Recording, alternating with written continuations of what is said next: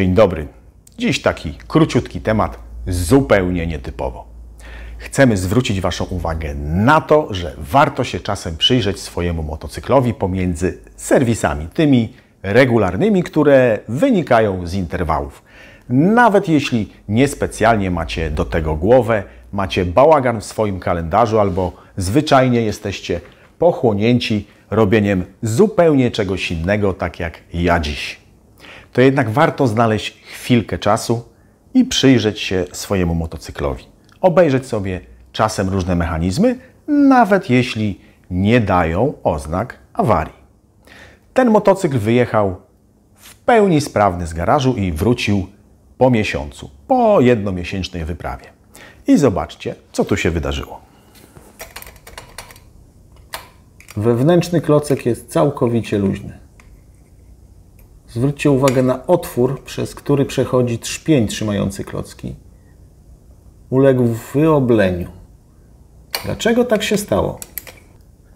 To jest awaria, której nie zauważyłem podczas jazdy. Być może hamulec był słabszy, a ja po prostu mocniej naciskałem dźwignię hamulca tylnego.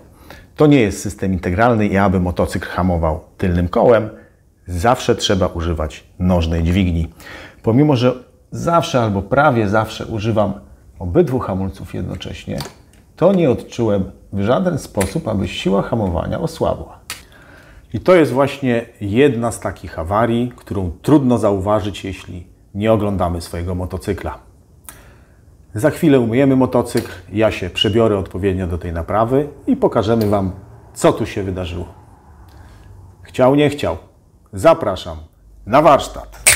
Witaj w warsztacie dla amatora. Jeśli lubisz serwisować swój motocykl samemu, jeśli korzystasz z tutoriali na YouTube, zapraszamy Cię do naszego warsztatu. Dowiesz się i zobaczysz krok po kroku, jak samodzielnie wykonać drobne i te bardziej skomplikowane naprawy. Wszystkie przedstawione instrukcje podparte są informacjami z BMW Database dla mechanika BMW Motorrad oraz wiedzą zebraną od użytkowników. Zapraszamy Cię do subskrypcji i witaj w warsztacie najłatwiejszym z możliwych. Za chwilę sprawdzimy, dlaczego klocek hamulcowy jest luźny i poszukamy pierwotnej przyczyny awarii.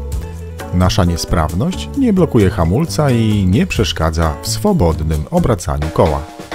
Wewnętrzny klocek hamulcowy jest nienaturalnie luźny. Lewa prowadnica pracuje swobodnie, a prawa, ta bliżej przodu motocykla, stawia opory.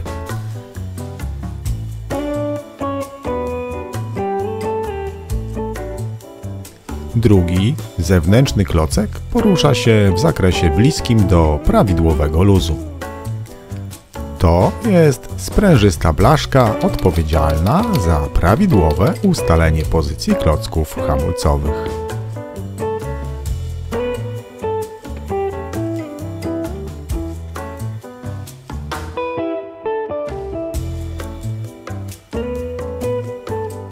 Można zauważyć z tej perspektywy, że nie opiera się na krawędziach klocków, a wewnętrzny klocek nie ma już nawet takiej możliwości.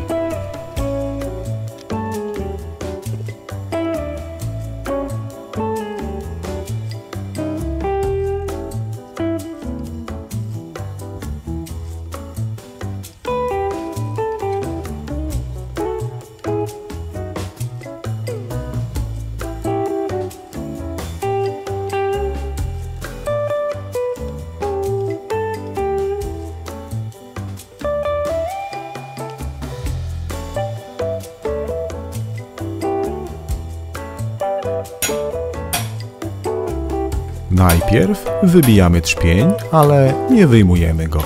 Dopiero potem odkręcamy zacisk od przekładni.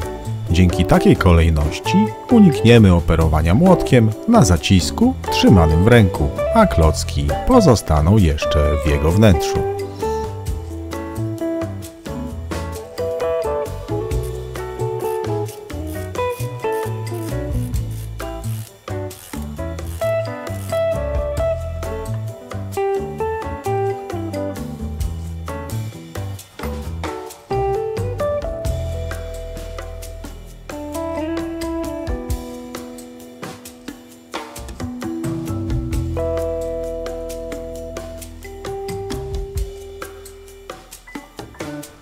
Kolejne zniszczenia możemy łatwo dostrzec na trzpieniu.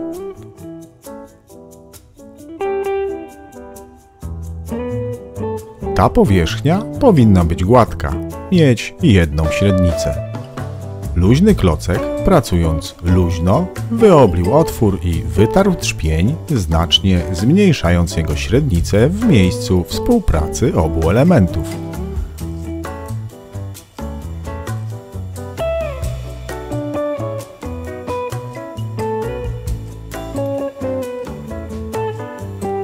I wygląda na to, że brakuje kawałka sprężystej blaszki.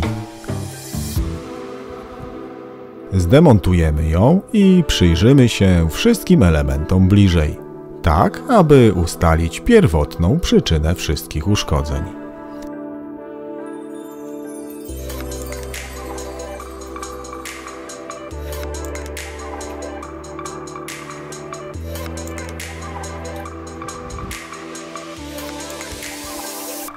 Blaszka wygląda niesymetrycznie, tak jakby klocek ściął jej końce.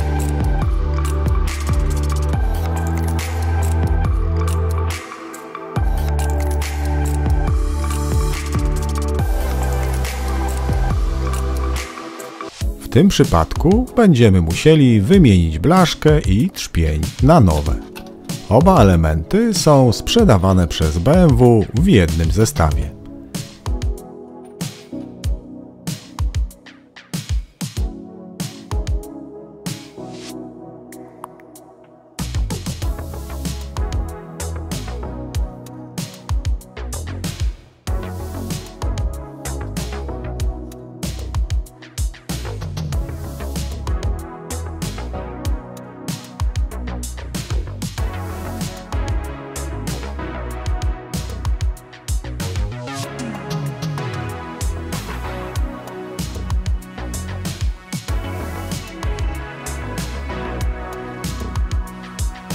Przyjrzymy się naszej blaszce.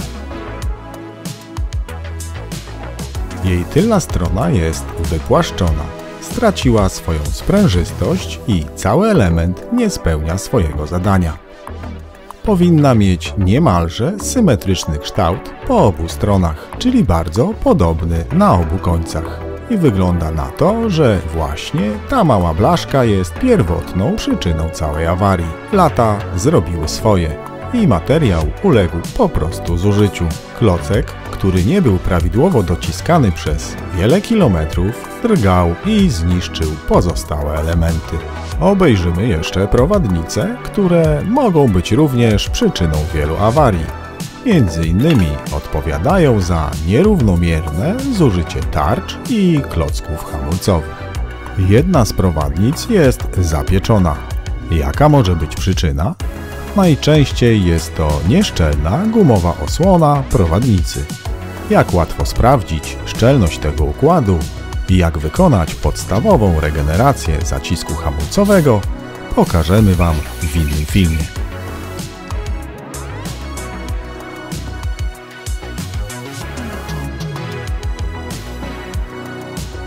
Przy montażu blaszki sprężystej musimy zwrócić uwagę na znajdującą się na niej strzałkę.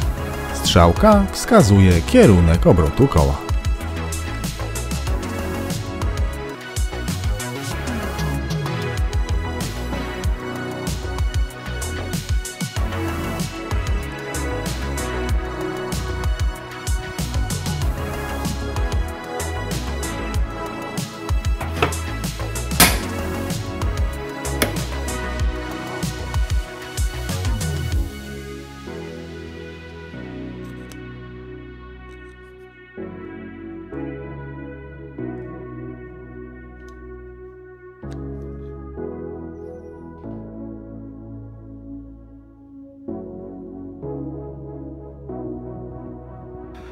No i to by było na tyle. Niby prosta awaria, a zrobiło się późno w nocy. W ten oto sposób usunęliśmy tą prostą awarię, która w postępie geometrycznym, jak sami widzieliście, niszczyła kolejne elementy układu hamulcowego. Zapieczone prowadnice i mała blaszka mogą wpędzić nas również w dużo większe kłopoty. Dlatego warto przyglądać się swojemu motocyklowi, tak aby w porę wyłapać proste awarie, które mogą nas wpędzić w duże koszty. Wprawne oko zauważyło pewnie, że wymieniliśmy również tarczę hamulcową. Jak to zrobić i jak zregenerować zacisk tylnego hamulca, będziecie mogli zobaczyć w innym filmie. Tymczasem dziękuję za Waszą uwagę i pamiętajcie, mała blaszka.